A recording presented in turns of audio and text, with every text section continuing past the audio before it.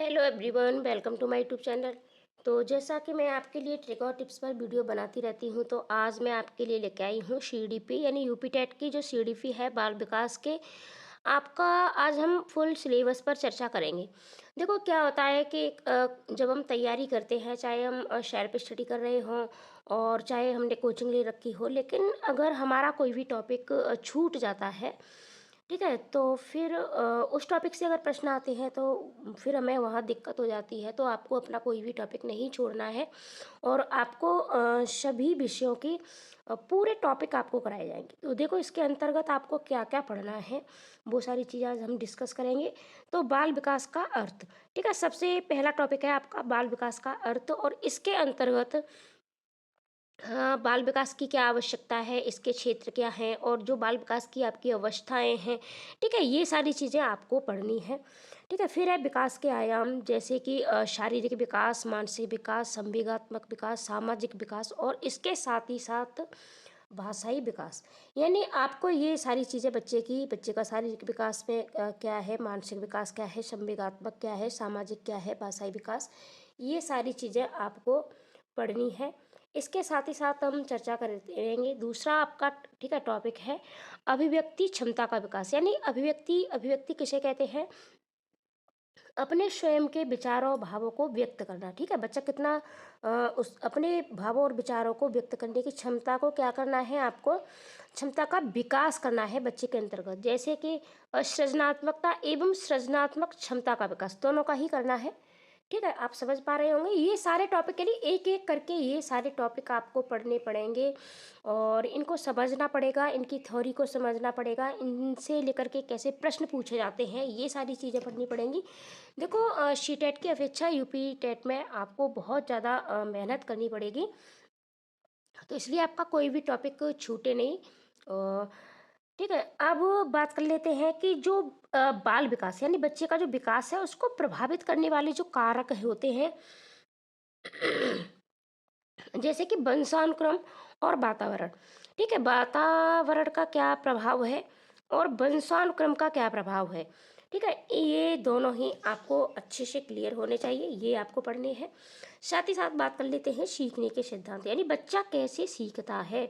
ठीक है, इसका आपको सिद्धांत भी आना चाहिए और उसका अर्थ भी आपको पता होना चाहिए। जैसे कि अधगम को प्रभावित करने वाले कारक एवं विधियाँ। अधगम क्या है, अधगम सीखना ही है। ठीक है, तो इसको प्रभावित करने वाले जो कारक हैं और जो विधियाँ हैं, यानी किन किन विधियों का हम प्रयोग करके बच्चे को सिखा सकते हैं, तो ये सारी विधियाँ आपको आनी चाहिए और सारे कारक आने चाहिए। और विधियाँ भी आपकी प्रत्येक सब्जेक्ट की अलग अलग होती है। आगे बढ़ेंगे हम। अब आपको देखो यहाँ कुछ मनोवैज्ञानिक भी पढ़ने हैं, तो उन मनोवैज्ञानिकों में आपको थॉर्नडाइक पढ़ने हैं। थॉर्नडाइक में आपका प्रयास एवं त्रुटि का सिद्धांत है दिया है। ठीक है, और पावलव ने संबंध प्रतिक्रिया का सिद्धांत, स्किनर क्रिया प्रसूत अधिगम का सिद्धांत, कोहलर सूच या अंतर्दृष्टि का सिद्धांत। और इसके साथ ही साथ आपको प्याजे पढ़ने हैं, पाइगोस्की पढ़ने हैं और ब्रूनर भी पढ़ने हैं। ठीक है, अब बढ़ते हैं हम आगे टॉपिक के बारे में और इसके अंतर्गत आपको क्या क्या पढ़ना है। अगला टॉपिक है आपका शिक्षण एवं शिक्षण विधियाँ। ठीक है, आपको शिक्षण क्या है और शिक्षण विधियाँ क्या है, ठीक है, ये आपका टॉपिक है। इसके अंतर्गत आपको इन दोनों के उद्देश्य, अर्थ, संप्रेषण, सिद्धांत, सूत्र, ठीक है, ये सारी चीज़ें सीखनी है। साथ ही साथ सूक्ष्म शिक्षण और आधारभूत कौशल। ठीक है, यानी कितने कौशल हैं और एक शिक्षक में कितने कौशल होने चाहिए, बच्चों में आप कौशल विकास किस तरीके से कर सकते हो, ये सारी चीज़ें हैं आपका। देखो समावेशी शिक्षा से आपके प्रश्न बहुत ज़्यादा पूछे जाते हैं।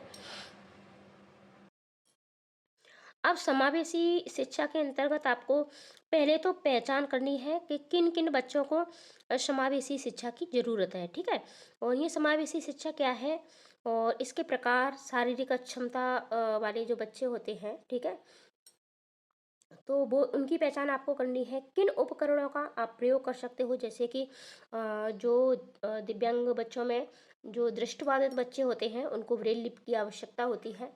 ठीक है, निर्देशन एवं परामर्श में क्या संबंध है, दोनों में क्या मतलब अंतर है, तो दोनों का अर्थ, उद्देश्य और विधियाँ ये भी आपको अवश्य पता होना चाहिए। ठीक है, साथ ही साथ अधगम और अध्यापन। देखो, अधगम यानी सीखना, बच्चे जो सीखते हैं उसे हम अधगम कहते हैं, और अध्यापन जो आप उसने सिखाते हो, ठीक है, वो अध्यापन हो गया आपका, यानी टीचिंग। अब यहाँ आपको बच्चे कैसे सीखते हैं, और टीचर एक समस्या समाधानकर्ता के रूप में किस तरीके से अपना योगदान दे सकता है, कैसे समाधानकर्ता बन सकता है, प्रेरणा का क्या अर्थ है और इसका क्या योगदान है। ठीक है, यानी आप बच्चे को किस तरीके से मोटिवेट कर सकते हो, किस तरीके से प्रेरणा दे सकते हो आगे बढ़ने के लिए, कौशल विकास के लिए, पढ़ने के लिए, सीखने के लिए। ये आपके सीडीपी के टॉपिक हैं, तो एक एक टॉपिक को क्लियर करिएगा, कोई भी टॉपिक आपका छूटना नहीं चाहिए। जल्द ही आपको दूसरे सब्जेक्ट का सिलेबस मिलेगा, टॉपिक वाइज मिलेगा, और साथ ही साथ आपकी क्लासें भी मैं जल्द ही शुरू करने की कोशिश करूँगी। ठीक है, वरना ट्रिक और टिप्स पर वीडियो तो आपको मिलती रहती है। आपको किस सब्जेक्ट पर, किस टॉपिक पर क्या ट्रिक चाहिए, वो आप कमेंट कर सकते हो। ठीक है, तो उस पर वीडियो आपको जल्द ही मिल जाएगी। चैनल को ज़्यादा से ज़्यादा सब्सक्राइब करें, वीडियो को ज़्यादा से ज़्यादा शेयर करें।